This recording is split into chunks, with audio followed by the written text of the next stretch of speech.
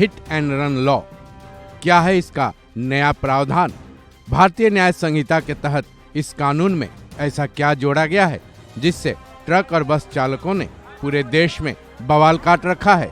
इस हड़ताल की वजह से पूरे देश में हाहाकार मचा है। पूरा देश इसके असर से अब परेशान होने लगा है। ट्रक ड्राइवर्स ने बदले हुए इस प्रावधान को लेकर ऐसा क्या कुछ समझा कि वो हो हल्ला मचा रहे हैं? क्या ट्रक ड्राइवर्स तक ये संदेश सही से पहुंच पाया है कि नए और पुराने लॉ में क्या अंतर है और इससे उन पर कितना खतरा आने वाला है? अभी सरकार भले ही बैकफुट पर हो, लेकिन आने वाले दिनों में ये कानून लागू होना ही है। ऐसे में हिट एंड रन लॉ से जुड़े इस कानून के बारे में जानना जरूरी है। साथ ही ये भी जरूरी है कि नए और पुराने लॉ में क्या अंतर है, ये भी जानें। सबसे पहले जानते हैं हिट एंड रन आखिर होता क्या है। जैसा कि इसके शब्द बयां कर रहे हैं, हिट मतलब मारना और रन मतलब भाग जाना। यानी कि जब कोई वाहन किसी को टक्कर मार देता है और मौके से फरार हो जाता है, उसके लिए हिट एंड रन टर्म का इस्तेमाल किया जाता है।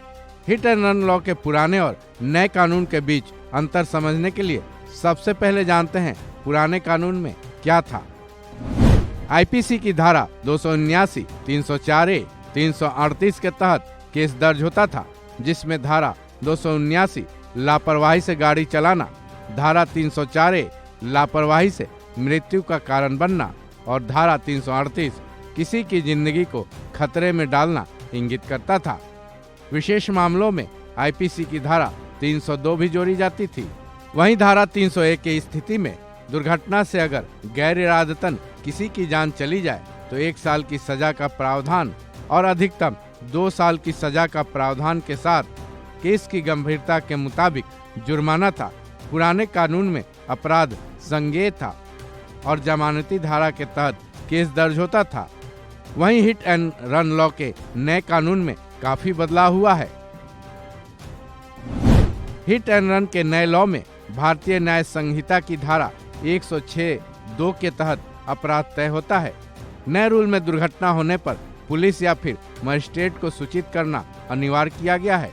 वहीं इसकी सजा बीएनएस की धारा 106(1) के तहत तय की जाएगी, जिसमें 10 साल तक की सजा और 7 लाख रुपए तक के जुर्माने का प्रावधान है।